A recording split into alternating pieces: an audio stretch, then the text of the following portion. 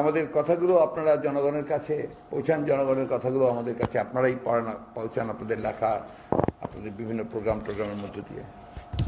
আমি অনেকবারই বলেছি, এখন বলছি যে বাংলাদেশের একটা অত্যন্ত দুঃসময় চলছে এখন। এত বড় দুঃসময় কখনো আর চলে আমার কাছে মনে হয় না। আমরা তো ৭১ সালে যুদ্ধ করেছি, পরবর্তীকালে গণতন্ত্রের জন্য সংগ্রাম করেছি, লড়াই করেছি, বারবার করেছি। তো এখন যে সমস্যাটা দাঁড়িয়েছে যে এখন বাংলাদেশের মানুষের দাঁড়াবার কোথাও জায়গা নেই। একটা অন্যায়ের বিরুদ্ধে গিয়ে অন্তত কোথাও যে একটা আশ্রয় পাবে, কোথাও গিয়ে একটা শেল্টার নিতে পারবে, একটা রিলিফ পাবে, কোথাও জায়গা নেই।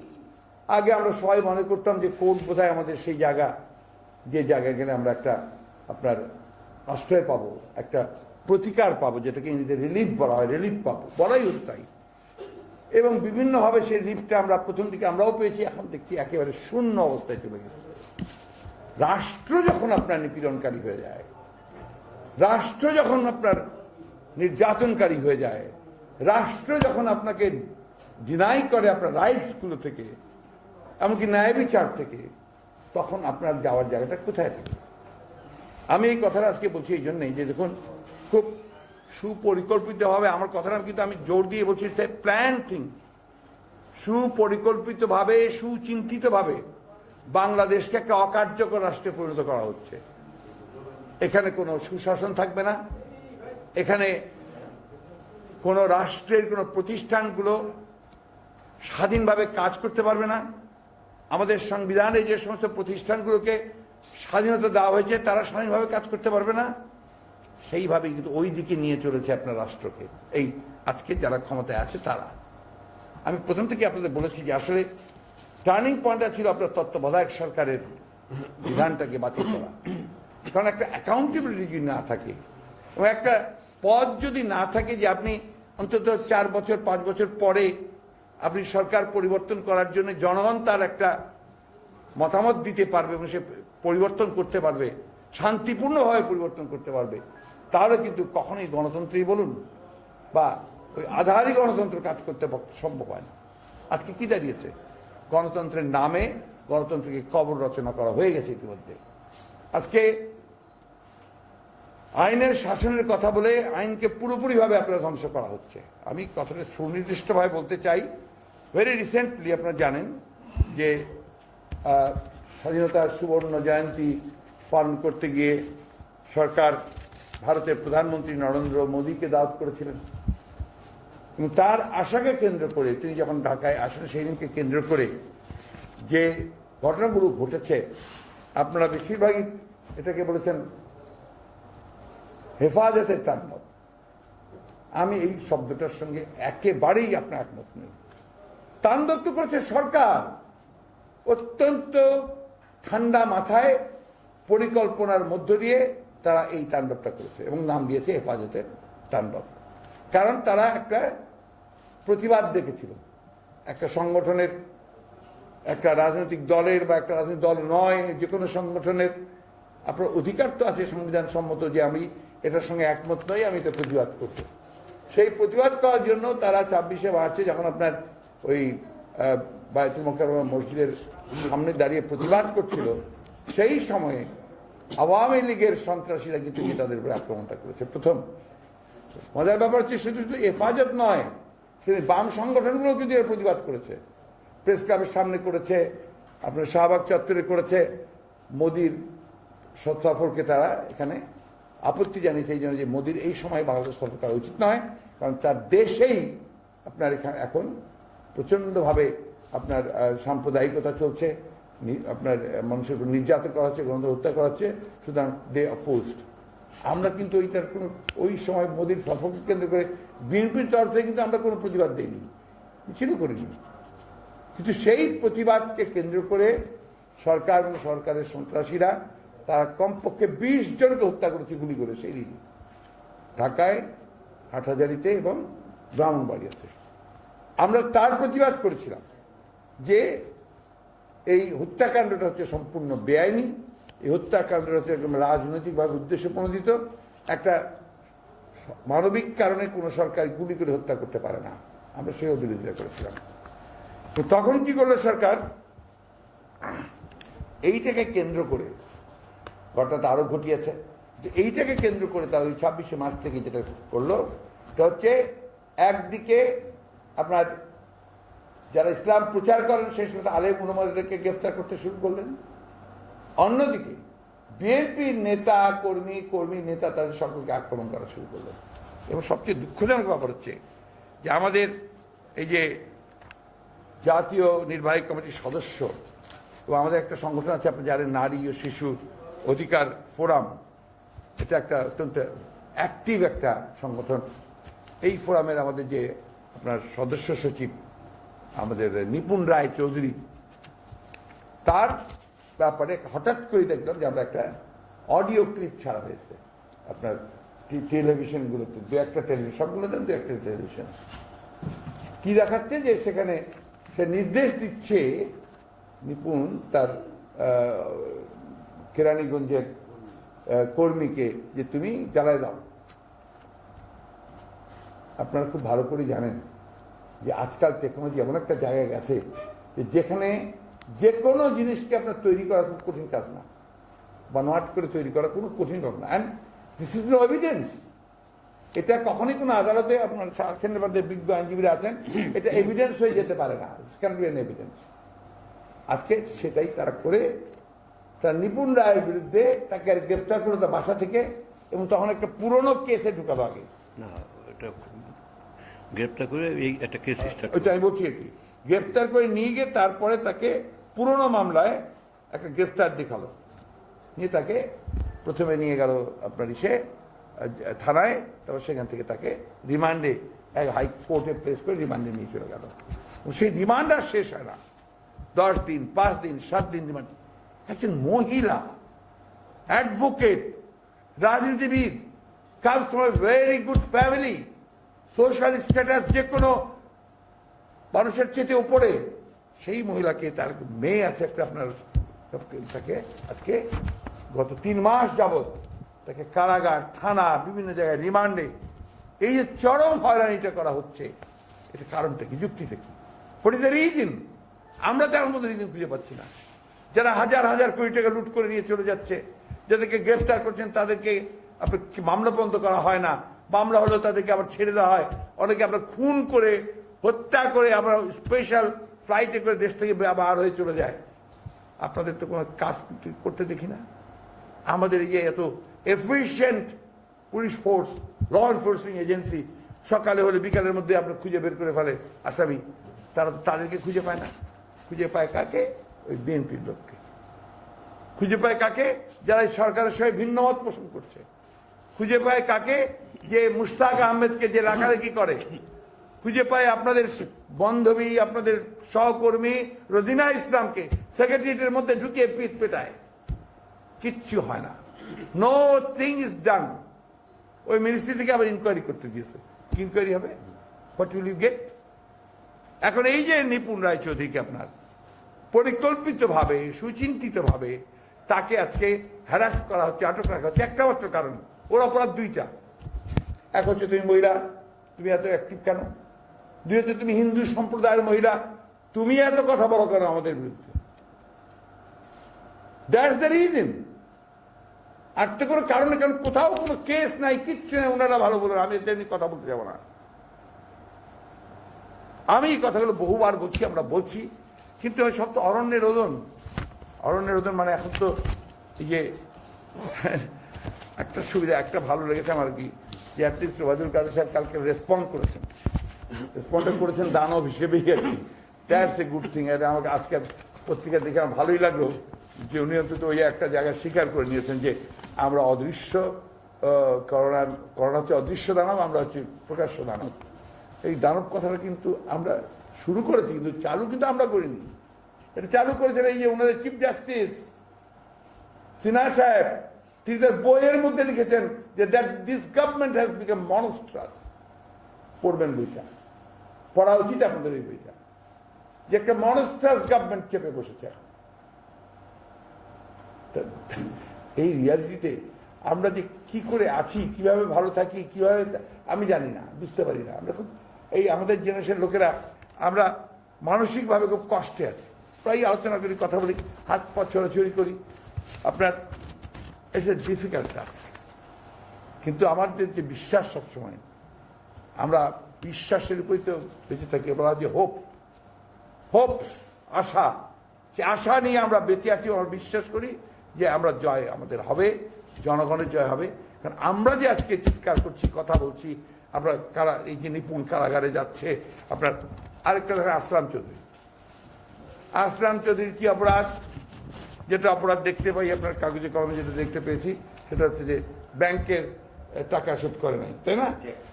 চেক রিটার্ন করছে, তার জন্য এই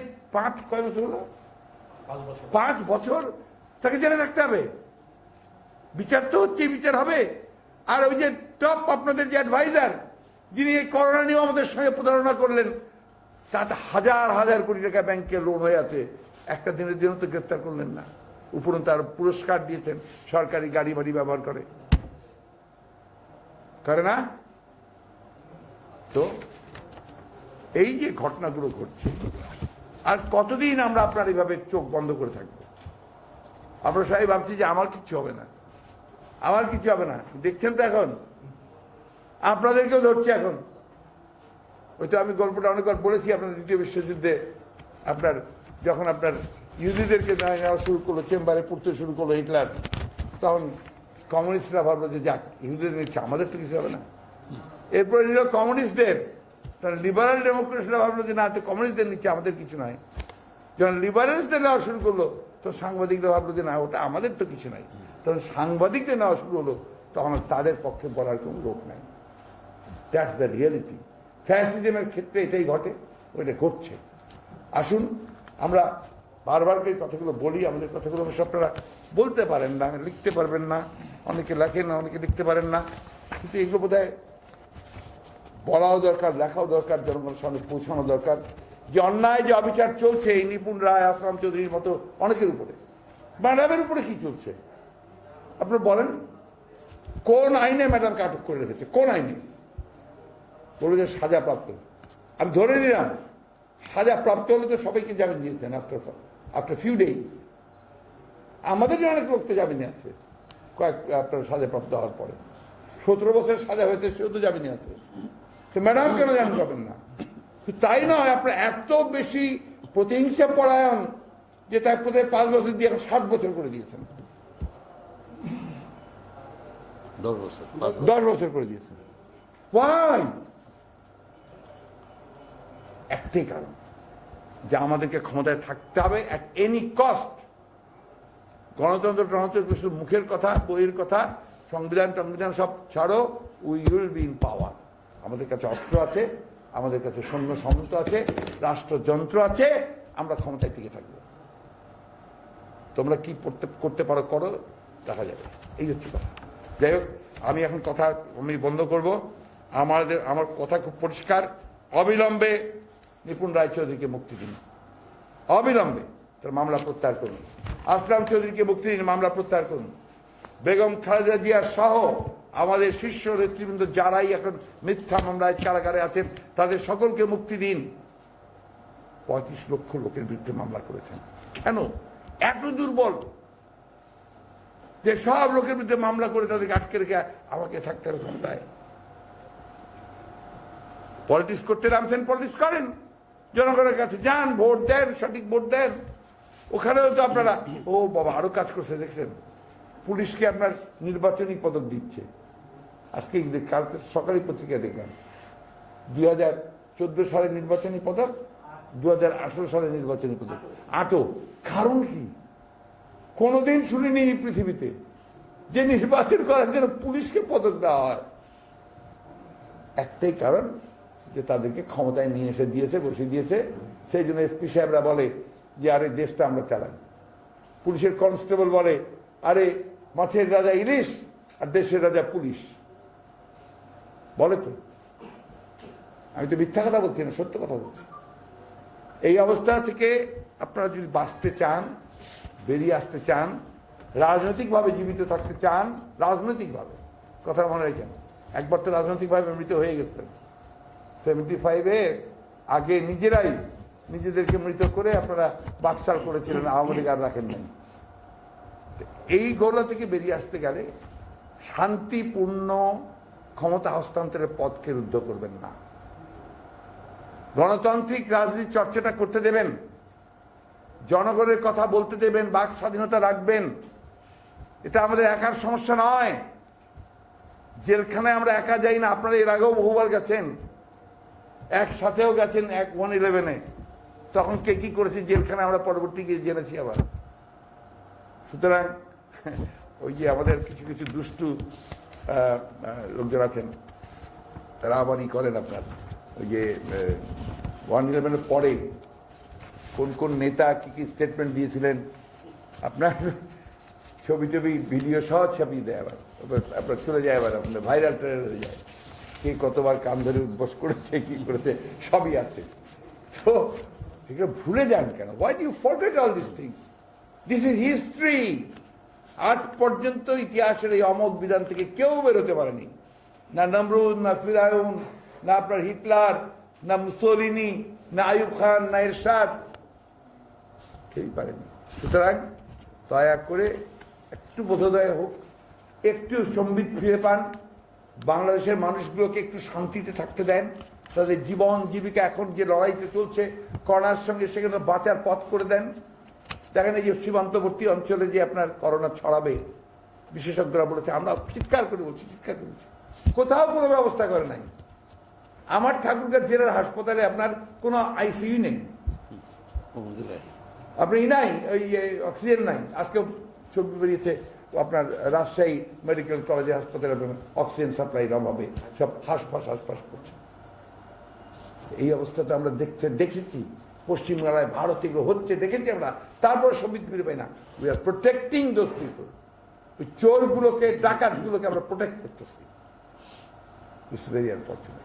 যাই হোক, আমি এখন অনুরোধ করবো যে আমাদের স্ট্যান্ডিং কমিটির সদস্যকে বলবেন, নাকি ওনারা আগে কেসের উপরে, আর কাকে কে বলবে আগে? ও আচ্ছা, সার্বিকভাবে বলেন, তারপর কেসটার উপরে বলেন। আচ্ছা, আগে আগে ওইটা বলে নিক, তারপর আপনি বলেন। আপনি বলেন, এই নিপুণের কেসের উপরে বলেন। হ্যাঁ, ওইগুলো দেন, ওই কাগজটা দেন, সংক্ষেপে বলেন। আপনাদেরকে ধন্যবাদ। মাননীয় মহাসচিব সবই বলে ফেলেছেন। আমি শুধু একটা সুনির্দিষ্ট বক্তব্য আপনাদের কাছে উপস্থাপন করবো এইভাবে, যে দুইটা মামলায় নিপুণ রায়চৌধুরীকে গ্রেপ্তার দেখানো হয়েছে। একটা মামলার বিষয়বস্তু ছিল হাজী আকরামের সঙ্গে কথা বলেছে। আমি সুস্পষ্টভাবে আপনাদের কাছে উপস্থাপন করতে চাই এইভাবে, হাজী আকরামের সঙ্গে যে কথা বলেছে, যদি কথা বলে থাকে, দেখুন আবার অনেক সময় আগে পত্রিকায় আমার যদি শব্দটা কিন্তু বাদ দিয়ে দিতে পারেন হয়তো, অথবা টেলিভিশন, তাহলে হবে কি যে নিপুণ এটা করেছে, এটা আমি স্বীকার করি, যে এরকম করে হয়তো সবাই দিতে পারেন বা টেলিভিশন উপস্থাপন করতে পারেন। আমি সেই জন্য বলছি, যদি নিপুণ রায় আকরাম হাজীর সঙ্গে কথা বলায় কোনো অপরাধ হয়ে থাকে, তাহলে এই মামলা হওয়ার কথা। আজ পর্যন্ত, অর্থাৎ আজকের দিন পর্যন্ত নিপুণের ওই বিষয় বস্তু নিয়ে কোনো ঘটনা ঘটেনি। তাহলে আমি আপনি ওনার সঙ্গে পরামর্শ করলাম, বা আপনার সঙ্গে পরামর্শ করার পরে যদি কোনো ঘটনায় আপনার ইফেক্ট না থাকে, তাহলে সেই বিষয়বস্তু কোনো মামলার অপরাধের বিষয়বস্তু হতে পারে না। সুতরাং অন্যায়ভাবে নিপুণকে সেই মামলায় গ্রেপ্তার দেখাচ্ছে। দ্বিতীয় কথা হলো, যেটা দণ্ডবিধির মামলা ছিল, কোন একজন বাদী তার ড্রাইভারের খবরে দিয়ে মামলা দিয়েছে, সেই মামলার এজাহারে নিপুণের নাম নেই, এবং ওই মামলার কোথাও বলা নাই নিপুণের সঙ্গে জড়িত। তাহলে নিপুণ ওই মামলায় জড়িত নেই। তাহলে মাননীয় মহাসচিব মহোদয় যে কথাটা বলেছেন, কারণ নিপুণের বিরুদ্ধে মামলার মূল কারণ ওইটাই, যে ভিন্ন কোনো কারণে নিপুণকে এরকম মামলার প্রহসন করে তাকে গ্রেপ্তার দেখাতে হবে। দ্বিতীয় কথা হলো, আপনারা জানেন যে গতকাল একটা মামলায় তাকে রিমান্ড দেওয়া হয়েছে। রিমান্ডের একটা ধরন আছে, and it is guided by law. আমাদের বিচার ব্যবস্থার সবচেয়ে বড় যে বিষয়টা ফৌজদারি কার্যবিধি, সেখানে বলা আছে যে বিচার পূর্ববর্তী এবং পরবর্তী কার্যক্রম কিভাবে চলবে। রিমান্ডের আসামির নিয়মই হলো যে তাকে মামলা তদন্ত করে এই মুহূর্ত পর্যন্ত তার বিরুদ্ধে যদি তদন্তে কোনো কিছু এসে থাকে, তাহলে সেটা বিজ্ঞ ম্যাজিস্ট্রেটের কাছে উপস্থাপন করতে হবে যে আমরা তদন্তে তার বিরুদ্ধে সুনির্দিষ্ট এই কথাগুলো পেয়েছি এবং সাক্ষীরা এই ধরনের বক্তব্য সমর্থন করছে। কেবল ওইটা বিবেচনা করবো কি তাকে পরবর্তী রিমান্ড দিতে পারে। এরকম কোন উপস্থাপনা ব্যতি রেখে, কোন প্রমাণ ছাড়া কেবলমাত্র আবেদনের প্রেক্ষিতে একজন আইনজীবী, তিনি কোর্ট অফিসার, তাকে রিমান্ড দেওয়া হচ্ছে, যেটা আইনসম্মত হয় না। ইতিমধ্যে এই মামলার কিন্তু তদন্তই শেষ হয়ে যাওয়ার কথা, কারণ আপনি জানেন নিপুণ যেদিন গ্রেপ্তার হয়েছে সেদিনই তো বলা হয়েছে কি কি অপরাধ। যদি ওই অপরাধগুলো সত্যি থাকে তাহলে মামলা যদি এত কালক্ষেপণ কেন হচ্ছে? মামলা চার্জশিট তো বহু আগে হয়ে যাওয়ার কথা ছিল। তার মানে কি আসলে চার্জশিট দেওয়ার জন্য যে প্রাইমারি অফেন্স কোনো আসামির বিরুদ্ধে দরকার সেটা এখন পর্যন্ত পাওয়া যায়নি বলে এই তদন্তের নামে প্রহসন চলছে, নানা রকম চাঞ্চল্যকর বক্তব্য আমাদের কাছে মানুষের কাছে উপস্থাপন করা হচ্ছে। আমার বক্তব্য খুব পরিষ্কার, কালকে নিপুণকে যেভাবে রিমান্ড দেওয়া হয়েছে সেটা আইনসম্মত হয়নি। আর এই মামলার তদন্তের এই যে দীর্ঘসূত্রিতা, এটা কেবলমাত্র আগে রিমান্ড নিয়েছিল, আগে রিমান্ড হয়েছিল, আমি জানি সেই রিমান্ড শুনানিতে আমি অংশগ্রহণ করেছিলাম। কিন্তু আমার বক্তব্য হলো গতকালকে রিমান্ড এতটাই অযৌক্তিক হয়েছে এই কারণে যে মামলার শুরু যেদিন হয়েছিল সেদিন থেকে গতকাল পর্যন্ত নিপুণকে ফার্দার রিমান্ডে নেওয়ার মতো কোনো তদন্তকারী কর্মকর্তা কোন রকম সম্পৃক্ততার কোনো প্রমাণ পেয়েছে এরকম কোনো উপস্থাপন বেঁধে রেখে যেহেতু রিমান্ড দেওয়া হয়েছে সেই জন্য এটা আইনসম্মত হয়নি। আমাদেরকে ধন্যবাদ। কি বলবেন? না না না, ওটা এই কেসের ব্যাপারে কিছু বলবেন না? আমি দাদা আমি কেসের ব্যাপারে আর বলবো না, আমি একটু অন্য জেনারেল কথা বলবেন। আচ্ছা ঠিক আছে, তাহলে বলেন আপনি বলেন সংক্ষেপে, খুব সংক্ষেপে। আমাদের সংগ্রামী মহাসচিব মহোদয় সবকিছু বলেছেন। আসলে আমরা যে কথাটা বারবার বলে আসছি সুপ্রিম কোর্টের আইনজীবী হিসাবে এবং দলের একজন কর্মী হিসাবে, বর্তমান বাংলাদেশে একটা জুডিশিয়াল এনার্কি চলছে এবং এই জুডিশিয়াল এনার্কির কারণে আজকে নিপুণ রায় চৌধুরী বা আসলাম চৌধুরীরা সহ হাজার হাজার নেতা কর্মী এফেক্টেড হচ্ছেন।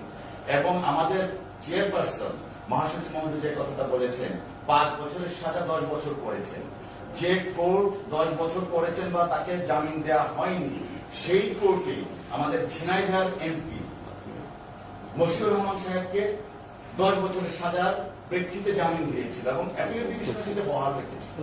অথচ সেই কোর্টটাই বেগম খালেদা জিয়ার ক্ষেত্রে জামিন রিজেক্ট করেছে। এখানে আমাদের সুপ্রিম কোর্টের রিপোর্ট করেন সুরজ সাহেব আছেন, ওনারাও দেখেছেন, পর্যবেক্ষণ করেছেন। আসলে সমস্ত কিছুই হচ্ছে, কিন্তু আপনারা জানেন যে সুপ্রিম জুডিশিয়াল কাউন্সিল যেটা 16th অ্যামেন্ডমেন্ট করেছিল বর্তমান এই অবৈধ সরকার, সেই 16th অ্যামেন্ডমেন্ট নাল এবং ভয়েড করেছিল মহামান্য সুপ্রিম কোর্ট। তার মানে দাঁড়ালো এখন আর পরবর্তী যেটা অ্যামেন্ডমেন্ট করেছিল সেটার বহাল নেই। সুপ্রিম জুডিশিয়াল কাউন্সিল যদি পুনর্বহাল থাকতো তাহলে বিচারকদের স্বাধীনভাবে কাজ করতে পারতেন। এখন মহামান্য সুপ্রিম কোর্ট থেকে শুরু করে লোয়ার জুডিশিয়ারি পর্যন্ত কোন বিচারকরাই স্বাধীনভাবে কাজ করতে পারছেন না, কারণ তাদের চাকরি বা তাদের কাজ যে কোনো সময় পার্লামেন্ট তাদেরকে অব্যাহতি দিতে পারে। কিন্তু আমরা পার্টির পক্ষ থেকে আবারও দাবি জানাচ্ছি, যেহেতু মহামান্য সুপ্রিম কোর্ট সেই 16th অ্যামেন্ডমেন্টকে নাল এন্ড ভয়েড অর্থাৎ বাতিল করেছে, সুপ্রিম জুডিশিয়াল কাউন্সিল পুনর্বহাল সংবিধানে করতে হবে। দ্বিতীয় কথা হচ্ছে রিমান্ড এবং গ্রেফতারের বিষয়ে একটা সুনির্দিষ্ট ডিরেকশন আছে মহামান্য সুপ্রিম কোর্ট কর্তৃক। আপনারা জানেন যে সরকার বনাম ব্লাস্ট একটা মামলা হয়েছিল 2016 সনে। সেই 2016 সনে সরকার বনাম ব্লাস্টের মামলায় কয়েকটা দফা এবং নির্দেশনা দিয়েছে মহামান্য সুপ্রিম কোর্ট। দুঃখজনক হলে সত্য, এই সরকার তথা সরকারের পুলিশ বাহিনী সেই মহামান্য সুপ্রিম কোর্টের ডিরেকশনকে বৃদ্ধাঙ্গুলি দেখিয়ে মহামান্য সুপ্রিম কোর্ট অবমাননা করে বিরোধী দলের নেতা কর্মীদেরকে যাচ্ছেতাইভাবে গ্রেফতার করছে, বিনা ওয়ারেন্টে গ্রেফতার করছে এবং সময়ে অসময়ে তাদের প্রয়োজনে নির্যাতন করছে, রিমান্ডে নিয়ে যাচ্ছে। আমরা তাই বলতে চাই, দেশে আইনের শাসন কায়েম না হওয়া পর্যন্ত এবং আমাদের বিচার বিভাগ যদি স্বাধীনভাবে কাজ না করতে পারে, সরকারের নিয়ন্ত্রণে না আসতে পারে এবং সবকিছু করা হচ্ছে শুধুমাত্র বিরোধী দলকে নির্যাতনের জন্য এবং দমন করার জন্য, এদেশের গণতন্ত্রকে পুনঃপ্রতিষ্ঠা করার জন্য আমরা আবারও দাবি জানাবো যে আইনের শাসন কায়েম করতে হবে, সুপ্রিম জুডিশিয়াল কাউন্সিল সংবিধানে পুনর্বহাল করতে হবে। পাশাপাশি ব্লাস্ট সরকার বনাম ব্লাস্ট মামলায় যে নির্দেশনা দিয়েছিল 2016 সনে মহামান্য সুপ্রিম কোর্ট, সেই নির্দেশনার আলোকে আমাদের গ্রেফতার বা রিমান্ড সেটা অব্যাহত রাখতে হবে। অসংখ্য ধন্যবাদ আপনাদের। জি ফজলুর রহমান সাহেব না বলেন অল্প সংক্ষেপে আর কি। জাস্ট সম্মানিত সাংবাদিক বন্ধুগণ, আমি একজন মুক্তিযোদ্ধা এবং মুক্তিযুদ্ধের সময় ক্লাস 9-10-এ পড়তাম। আমি MA ফাইনাল ইয়ারে পড়তাম ঢাকা বিশ্ববিদ্যালয়ে। এর আগেই আমি একটা জেলার ছাত্রলীগের প্রেসিডেন্ট, নট ছাত্রদল তখন প্রতিষ্ঠিত হয়নি। আর এর আগে একটা জেলা ছাত্রলীগের জেনারেল সেক্রেটারি 11 দফা আন্দোলনের কনভেনার। আজকে দেশ যে জায়গায় গিয়েছে, আমার এই 73 বছর বয়সে আমি বলছি, আমি যদি 50 বছর আগে জানতাম যে স্বাধীনতার 50 বছর পরে একটা রাষ্ট্রযন্ত্র এবং সরকার এই জায়গায় যাবে বাংলাদেশ নামে, হয়তো বা মুক্তিযুদ্ধে যাওয়ার আগে 100 বার চিন্তা করতাম। এটা কোনো দেশ হতে পারে না। গণতন্ত্র নেই, এটা এক কথা। আসলে গণতন্ত্র নেই বললেও এই সরকারকে সম্মান করতে হবে। আসলে this is not a government. এটা একটা জোর করে ক্ষমতায় বসা নিশিরাতের সরকার। আগের রাতেই তারা ভোট মেরে ফেলেছে। নিশিরাতের সরকার আমি এদেরকে বলি। আমি এখনো বলি কথাটা, আপনারা যেহেতু বড় সাংবাদিক সম্মেলন পেলাম, এখন একটা গান আছে, নিশিতে যাইও ইলেকশনের বন্ধুরা, নিশিতে যাইও ইলেকশন, জ্বালাইয়া ইলেকট্রিক বাতি, নৌকায় শিল মারিব সারা রাত্রি, কব কথা পুলিশের সঙ্গে বন্ধুরা, নিশিতে যাইও ইলেকশন। এদের লজ্জা নাই, হায়া নাই। উবায়দুল কাদের আমার জুনিয়র 2 বছর, কিন্তু যে কোনো কারণে হোক আজকে ভাগ্যবান উবায়দুল কাদেররা এই জায়গায় এসে পড়েছে। আমি 1976 সালে ছাত্রলীগের জেনারেল সেক্রেটারি ছিলাম, যখন আওয়ামী লীগের আ কেউ বলতো না, জয় বাংলার জ কেউ বলতো না, শেখ মুজিবের ম কেউ বলতো না। সেই সময় আমি ছাত্রলীগের জেনারেল সেক্রেটারি। আমি আপনাদেরকে খুব স্পষ্ট করে বলতে চাই যে উবায়দুল কাদেররা আজকে মুখ বাঁকা করে বিশ্রীভাবে বিরোধী দলকে কথা বলে অসম্মান করে, তাদেরকে আমি অভিষ্ট ছাড়া কিছু বলতে পারি। আমি শুধু বলবো, হ্যাঁ, একটা দেশে প্রথম থেকেই শুরু হয়েছে, এটা 72 থেকে this fall started from very first. প্রথম দিন থেকেই ভুলটা শুরু হয়ে গেছে। বিকল্প পথে ট্রেন চলতে শুরু করেছে। সেই ট্রেন চলতে চলতে এখন এসে এমন এক জায়গায় দাঁড়িয়েছে যে এখন আর এই ট্রেন যে কোনো সময় অ্যাক্সিডেন্ট করে মহাসমুদ্রে পড়ে যাবে। একটা দল ক্ষমতায় থাকলে বিরোধী দলের বিরুদ্ধে কেস দিবে, মামলা দিবে, এটা বলে আসছে তৃতীয় বিশ্বের দেশে, অস্বীকার করবো না। স্বৈরাচারও আমরা ফেস করেছি স্বাধীনতার পরে, কিন্তু এখন হলো ফেসিজম চলছে। ফেসিজম একটা খুব কঠিন ব্যাপার, আপনাদের উপরেও তার প্রভাব পড়ছে। কিছুদিন আগ পর্যন্ত আপনারা সবাই রাস্তায় দাঁড়িয়েছেন। সেই ফেসিজমের বিরুদ্ধে কিভাবে রাজনৈতিক যুদ্ধটা করতে হবে, এটা আমাদেরকে অবশ্যই সময় নিতে হবে। এবং সেই সময় নিয়ে আমরা মনে করি যে এই অত্যাচার অবিচার থেকে আমরা রাজপথে একদিন দাঁড়াবই। আমি না দাঁড়াই, আমার সন্তান দাঁড়াবে।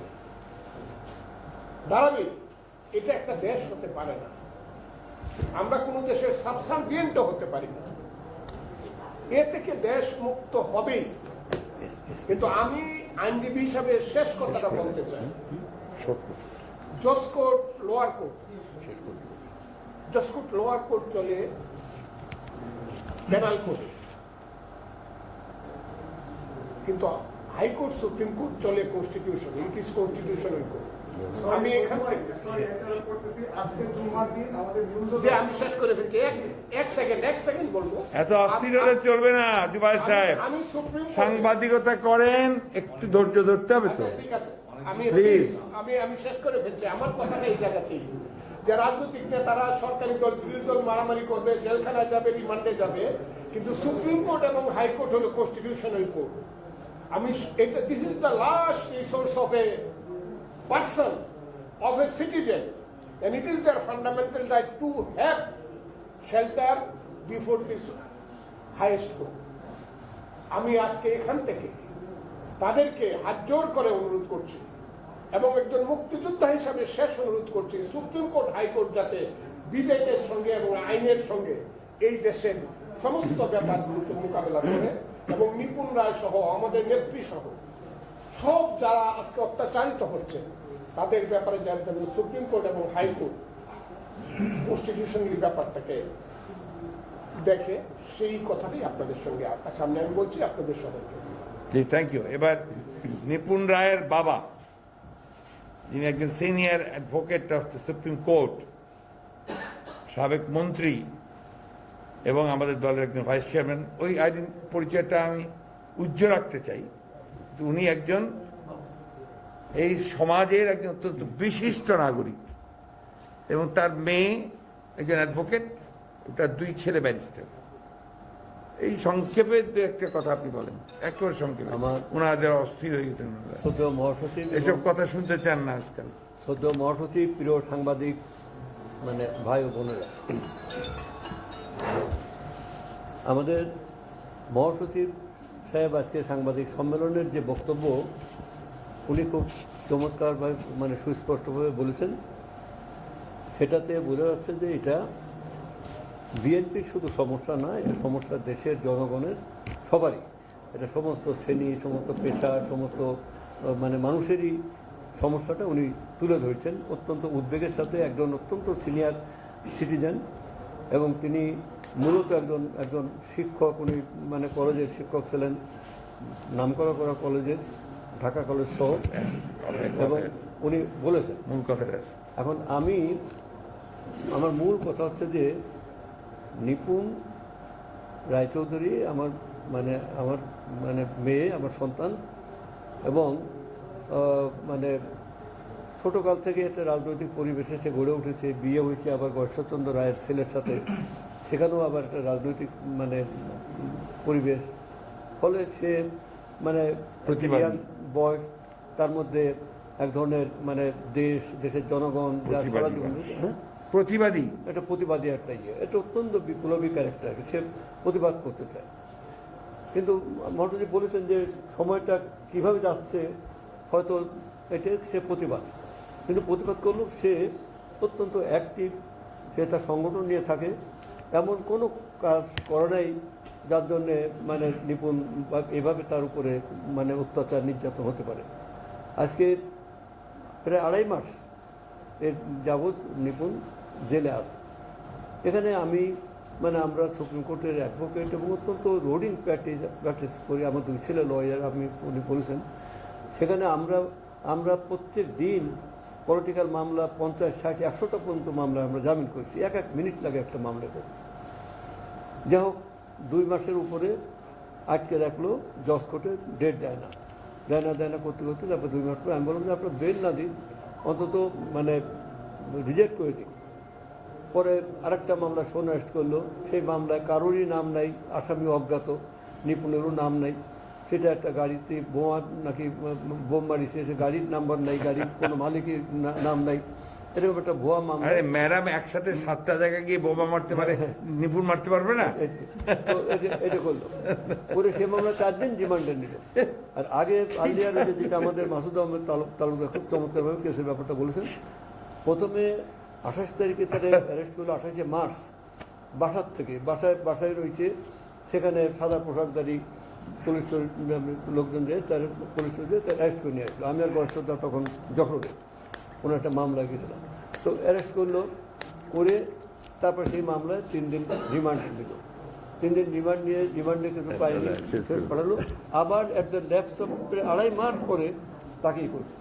আমি একটা কারণ মনে করি যে নিপুণের অ্যারেস্টের পেছনে কারণ, একটা তো রাজনৈতিক কারণ তো আছেই, যেটা আমাদের মহাসচিব বলছেন, আমি বলি। কারণ হলো আমাদের শাল্লায় একটা ঘটনা ঘটেছিল। শাল্লা হচ্ছে সুনামগঞ্জের ঘটনা কি, সেখানে শাল্লায় একটা হিন্দু গ্রাম, সেখানে প্রায় 100টা বাড়ি, সেখানে মন্দির, সেখানে বাড়ির ভিতরে যে লক্ষ্মীর আসন থাকে, সেখানে তাদের ধন সম্পত্তি সমস্ত কিছু ব্যাপকভাবে তছনছ লুটপাট করেছে। এবং সেখানে মেয়েরা তার ছোটো বাচ্চাকে নিয়ে বাথরুমে যে আশ্রয় নিয়েছে, সেই বাথরুম থেকে বের করে নিয়ে আসে, মার সামনে বাচ্চাকে টানতে ফেলে দিয়ে মানে তার গায়ে যে গণটন যা পাইছে এগুলো নিয়ে গেছে। এই ঘটনা সারা দেশে খুব ব্যাপকভাবে নাড়া দেয়। তো এই জায়গায় বিএনপির তরফ থেকে আমাদের একটা মানে টিম পাঠায় ওখানে, আমি সেই টিমের প্রধান ছিলাম। বিএনপির একটা প্রতিনিধি দলের প্রধান ছিলাম আমি, এবং ওই প্রতিনিধি দলের সাথে নিপুণও সদস্য ছিল। আমি না করেছিলাম যে নিপুণ দোকানে, মহাসচিব বললেন যে নিপুণ নারী ও শিশু অধিকার ফোরামের সদস্য সচিব খুব অ্যাক্টিভ নিপুণ জাল। নিপুণ সেখানে অত্যন্ত বলিষ্ঠ রোল প্লে করে খুঁজে বের করার চেষ্টা করে যে প্রকৃত ঘটনাটা কি, এটা করে পরে সে এখানে সাংবাদিক সম্মেলন করেছে। সেখানে নিপুণের বক্তব্য ছিল যে না, আমাদের বক্তব্য ছিল, আমাদের ফাইন্ডিং ছিল এই যে ইন্টারনাল ফাইন্ডিং, যেখানে এবং পরবর্তী সময়টা হয়েছে একটা মামলা হয়েছে, সেখানে যুবলীগের স্থানীয় প্রেসিডেন্ট সে হলো আসামি, সেখানে যুবলীগ ছাত্রলীগ এরা জড়িত। সেখানে আপনার নিপুণ ওখানে বলিষ্ঠ বক্তব্য রেখেছিল যে যুবলীগ তার বাড়িতে 2 দিন আগে মিটিং করেছে এবং সেটা লোকাল জানেন, লোকাল এমপি জানে, লোকাল উপজেলা চেয়ারম্যান জানে, লোকাল জেলা চেয়ারম্যান জানে, সব জানা সত্ত্বেও এই জায়গা হয়েছে। এখন নিপুণ যেহেতু আমাদের মানে কনফারেন্সে আছে, নিপুণ হিন্দু মেয়ে, এখন আমরা তো হিন্দু মুসলমান না, আমরা তো এই দেশে তো আমি মানে কোনো ধর্মের বিশ্বাস করি, ধর্ম যার যার। এখন নিপুণ মানে হিন্দু মেয়ে, নিপুণ কেন এত কথা বলবে, নিপুণ কেন ইয়ে করবে, এটা কথা। নিপুণ যদি থেমে যায় বা আরও যদি কত নিপুণ থেমে যায়, তাতে লাভটা তো দেশের হবে না, লাভ তো জনগণের হবে না, সবাই থেমে যাবে, সবাই করবে। এই হচ্ছে মূল জায়গাটা এখানে। আমাদের যৌবনে আমরা এরকমই প্রতিবাদ করে এসেছি, এরকমই প্রতিবাদ করছে। যারা এখানে সিনিয়ররা 2-1 জানতে পারেন আসেন কিনা, যে আমরা ঢাকা ইউনিভার্সিটির ছাত্র সব আমরা প্রতিবাদ করে এসেছি। আমরা নতুন সমাজ চিন্তা করতাম, আমরা একটা প্রগতিশীল রাজনীতি। এখন অন্য সমাজ চিন্তা করেন দাদা। এখন ঘটনা হচ্ছে এই একটা ব্যাপার। আর পলিটিক্সের নিপুণ যেহেতু পলিটিক্সে খুব এই জন্যই নিপুণের প্রতি। এখন আমি এই সাংবাদিক সম্মেলনে আমরা বলতে চাই যে নিপুণের যে আমাদের Masud Ahmed Talukdar second remand is highly illegal. কারণ একই মামলায় তোমার রিমান্ডে নিলে তারপর কিছু পাওয়া গেল না, 2 মাসে 2.5 মাস সব পরে যে 2 মাস পরে যে 2.5 মাস পরে যে তাকে আবার রিমান্ডে নেওয়া হলো। এই যে রিমান্ডে নাও মানে রিমান্ড অর্ডার হচ্ছে গতকাল, হঠাৎ করে ভার্চুয়াল রিমান্ড, তো ভার্চুয়াল উইদাউট মানে অ্যাপিয়ারিং। এগুলো সেখানে হলো অলরেডি মানে জজ কোর্টের নামঞ্জুর করলো মানে চিফ মেট্রোপলিটন সেশন জাজ, তার বিরুদ্ধে আমরা হাইকোর্টে 2টা সিআরপিস ফাইল করেছি। 25 তারিখে লাস্ট মান্থের 25 তারিখে নামঞ্জুর করেছে, 27 তারিখে আমরা মানে ইয়েতে রোববার দিন হিয়ারিং করা হবে বিপদী হাইকোর্ট, অনারেবল হাইকোর্ট, আমরা সেখানে সিআরপিস ফাইল করেছি। এবং আগামীকাল রোববারে 12 নম্বর কোর্টের তালিকায় আছে সেই মামলা, আপনার একটা বোধহয় 82, একটা 87, এই 2টা মামলাই কালকে মানে বেল হিয়ারিং হবে। এইটা তো সরকারের গোয়েন্দা সংস্থা তো সব জায়গায় কিলবিল করে ঘুরে বেড়ায়, হ্যাঁ, মানে আমাদের এখানেও নিশ্চয়ই আছে, মানে আমাদের সাধারণ বেঞ্চের মধ্যে। তো এখন এরা জানে যে রোববার দিন নিপুণের বেল হিয়ারিং হবে, হঠাৎ করে তাড়াতাড়ি করে তাকে মানে ইয়ে করলো, ওই যে মানে রিমান্ড নিল। এটা মানে তো এখন হচ্ছে যে তাহলে আমরা যাব কোথায়, দাঁড়াবো কোথায়? সে স্বাস্থ্যস্থল বিচারকে প্রতিবন্ধকতার সৃষ্টি করা হবে, আবার মানে সময় মতো বিচারও আমরা পাবো না, বিলম্বিত হয়। তো এই পরিস্থিতির মাঝে আমি নিপুণের এই হয়রানি, জেলখানায় অবর্ণনীয় মানে কষ্টের মধ্যে আছে, সেখানে কাউকে দেখা করতে দেওয়া যায় না, কথা বলতে পারি না। সেখানে একটা জন্ডিস হয়েছে, সেটাও আমাদের জানানো হয়নি, ওখান থেকে আমরা জানতে পেরেছি, পরে জেলখানাতে জানিয়েছে জন্ডিস হয়েছে। জন্ডিস হলে পরে ডাক্তার মানে কারা হাসপাতালে এনেছে, আবার 1 দিন পরে সেখানে আবার একটা ছেলের মাঝে থাকে, অর্থাৎ সে আর 2-3টে মেয়ে একটা ছেলের মাঝে, কারণ কারোর সাথে কথাও বলতে দেবে না, মিশতেও দেবে না।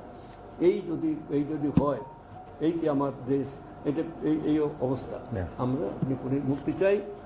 একই সাথে আমি আমাদের প্রিয় নেত্রী বেগম খালেদা জিয়া, যার হাত ধরে নিপুণ রাজনীতিতে এসে, বেগম খালেদা জিয়ার উপরও এরকম অবর্ণনীয় অত্যাচার নির্যাতন চলছে এইভাবেই, যে তিনি 76 বছর বয়সী একজন মানে মহিলা, যা নানান রকম মানে অসুখের ইয়েতে, আমরা এখানে সবাই অ্যাডভোকেট এক্সেপ্টিং 2 জন, তো আমরা অ্যাডভোকেট। এখানে আপনার যাবজ্জীবন সাজার মামলা, সাজা হওয়ার মানে উইদিন 1 মান্থ আমরা বের করে ফেলি, আর সেখানে তাকে এই বছর পর বছর তাকে জামিন দেওয়া হচ্ছে না, তাকে মানে ট্রিটমেন্ট করা হচ্ছে না, তিনি এখন তো নানান জটিলতায় ভুগছেন, লিভার সহ, তাকে দেশের বাইরে মানে অ্যাডভান্স ট্রিটমেন্টে শেষ পাঠানো করেন। অতএব আমরা ম্যাডাম আসলাম সহ আমরা সমস্ত যারা বিএনপির মানে নেতাকর্মীরা আছে রাজনৈতিক মামলায় তাদের মুক্তি দাবি করি। আপনাদের সবাইকে ধন্যবাদ। দেখো কথা হ্যাঁ না বলেন হ্যাঁ শোনা যায়? হ্যাঁ যাই আছে আছে বলেন। প্রিয় সাংবাদিক ভাই ও বোনেরা, বিএনপির সঙ্গে মহাসচিব জনাব মির্জা ফখরুল ইসলাম আলমগীর কর্তৃক আজকে এই সাংবাদিক সম্মেলনে অন্যান্যদের সাথে আমি উপস্থিত হয়েছি। নিপুণ রায়, আসলাম চৌধুরী, আমাদের ম্যাডাম বেগম খালেদা জিয়া সকলেরই একই অবস্থা, একটা নীতি আইনিও। আমরা জানি যে ব্যবসা বাণিজ্য পার্টনারশিপ, মালিক একাধিক মালিক ব্যবসা করে, আবার বিভিন্ন শিল্প কারখানা দেশে বিদেশে এটার নাম জয়েন্ট ভেঞ্চার। তো রাষ্ট্র যে জয়েন্ট ভেঞ্চারে চলে সেটা আমরা খুব স্পষ্ট রেখেছি। তো জয়েন্ট ভেঞ্চারের একটা সিস্টেম আছে, বাংলাদেশের দুটো হোস্ট কান্ট্রির পার্টনার অলওয়েজ মোর দেন 51%, আর 51-এর ভ্যালু হবে পার্টনার। আমাদের যে রাষ্ট্র চলতেছে যে জয়েন্ট ভেঞ্চারে, তাতে আমার মনে হয় যে মোর দেন 60% ফরেন কর্তৃত্ব আর লেস দেন 40% হলো আমাদের কর্তৃত্ব। সুতরাং দেশের মালিক যদি জনগণ না হয়, রাষ্ট্রের মালিক যদি রাষ্ট্র না হয়, রাষ্ট্রের মালিক যদি যৌথ ইয়েতে জয়েন্ট ভেঞ্চারে চলে, তাহলে নিপুণ রায়দের এই দুর্দশা হবে এবং আপনার আমার সবার হবে, তাদের প্রস্তুত থাকতে হবে। আপনারা জানেন তো স্বাভাবিক মৃত্যু হচ্ছে, স্বরাষ্ট্রমন্ত্রী বলছেন, তাদের পুষ্য ডাক্তারও বলছে, তার লেখক মোস্তাক। নিপুণের উপর যতটুকু খবর রাখি যে নির্যাতনটা হচ্ছে জাস্ট লাইক এ কন্ডেন্স সেলে, 24 ঘন্টার মধ্যে আধা ঘন্টা 15 মিনিটের বেশি তার লক খোলা হয়। তো সেদিন হয়তো নিপুণের ভবিষ্যৎটা যদি মোস্তাকের মতো হয়, এটা আশ্চর্য হওয়ার কিছু নাই। এটা আশ্চর্য হওয়ার কিছু নাই। এখানে ডাক্তার আছে, বলবো স্বাভাবিক মৃত্যু, এটা বলবে স্বাভাবিক মৃত্যু। সুতরাং নিপুণকে কষ্ট দেওয়াটা সরকারের পক্ষে যত না দায়িত্ব, তার চেয়ে বেশি দায়িত্ব তার পার্টনারকে খুশি করার জন্য। সেই কারণেই নিপুণদের ভাগ্য এরকম হবে। আমি তাকে আমার কর্মীর মতো মনে করি। আই ফিল প্রাউড, তার মতো কর্মী দরকারই। আর সে যদি দেশের জন্য জীবন দেয়, মোস্তাকের মতো ভাগ্য বরণ করে, আমি চোখে জল ফেলব।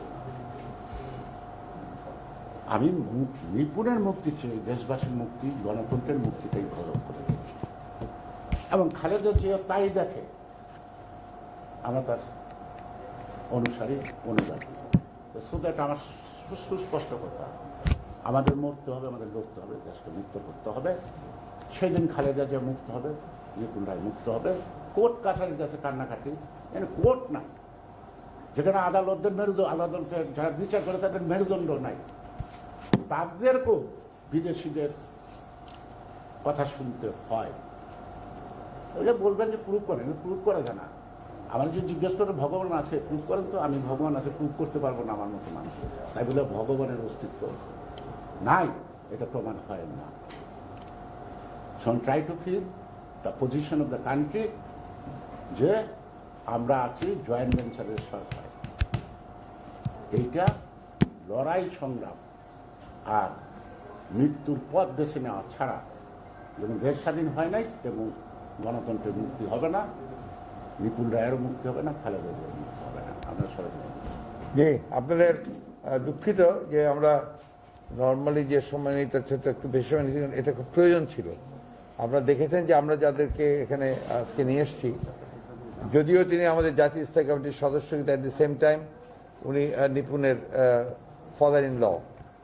আর নিতাই বাবু আপনারা জানেন যে তিনি আপনার নিপুণের বাবা, কিন্তু অ্যাট দি সেম টাইম উনি হচ্ছেন একজন প্রখ্যাত আইনজীবী এবং সাবেক মন্ত্রী। আর যারা আছেন তারা আমাদের আইনজীবী ফোরামের পরিচয় আছে আপনাদের সঙ্গে। আইনজীবী ফোরামের রিপ্রেজেন্ট করেন, আমাদের আইন সম্পাদক আছেন, সদস্য সচিব আমাদের এখানে মাসুদ তালুকদার সাহেব, আমাদের আরও একজন বিশিষ্ট রাজনীতিবিদ এবং আইনজীবী। আমরা কিন্তু আজকে সুনির্দিষ্টভাবে আপনাদের সামনে হাজির হয়েছি। তো হ্যাঁ বলেছি, এখানে সমস্যা হচ্ছে কি আপনি যে মাঝে মাঝে হয়তো আপনাদের একটু অনেকের বিরক্তি উৎপাদন হতে পারে, কিন্তু বিরক্তি উৎপাদনটা যেন বেশি করে হয় টোটাল সিস্টেমের উপরে, তাহলে হয়তো আমাদের কিছুটা আমরা মুক্তি পেতে পারি। থ্যাংক ইউ, অনেক ধন্যবাদ। হ্যাঁ হ্যাঁ হ্যাঁ হ্যাঁ নিশ্চয়ই নিশ্চয়ই।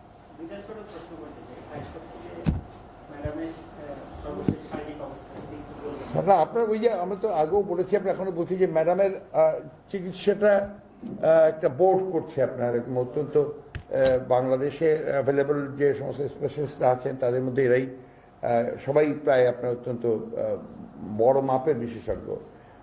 তাদের সর্বশেষ যে বক্তব্য হচ্ছে যে ম্যাডাম এখন ধরেন মিনিমাম যে প্যারামিটারগুলো আছে আপনার করোনার, পোস্ট কোভিডের, পোস্ট করোনার, সেগুলো থেকে উনি মোটামুটি এখন বেটার, বাট মানে ফান্ডামেন্টাল কিছু প্রবলেম হয়েছে, যে প্রবলেমগুলো আপনার খুব আপনার উদ্বেগজনক। এক নম্বর হচ্ছে তার হার্টের প্রবলেম খুব অ্যাকিউট আছে এবং কিডনির সমস্যাটা খুব অ্যাকিউট, দুটোই। এবং এটা ওনারা এটা নিয়ে অত্যন্ত উদ্বিগ্ন আছেন এবং তারা মনে করছেন যে বাংলাদেশের যে আমাদের যে হাসপাতালগুলো আছে, যে অ্যাডভান্স সেন্টারগুলো আছে, এগুলো যথেষ্ট নয় তার এই ট্রিটমেন্টের জন্য, it's not enough for her treatment. এবং তার অ্যাডভান্স তারা বারবার বলছেন যে তার যেটা দরকার, তার বয়স, তার অসুখগুলোর নিয়ে তার আসলে একটু আরও ফার্দার অ্যাডভান্স সেন্টারে যাওয়াটা তার খুব জরুরি ফর হার ট্রিটমেন্ট। আমরা সেটা বারবার বলেছি, সেটাই বলছি আর কি। ধন্যবাদ।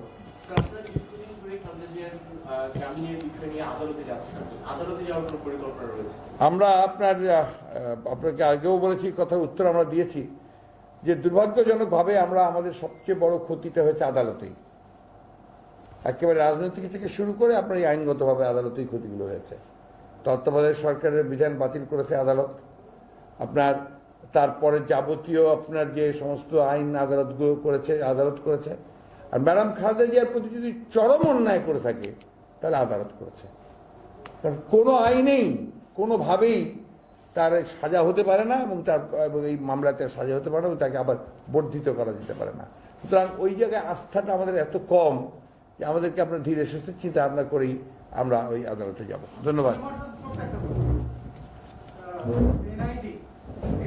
আচ্ছা ভাই, এগুলো পরে বলি, কালকে বলবো, পরশু বলবো, ডাইলিট করেন না এখন, আসল জায়গা থেকে ডাইলিট করেন।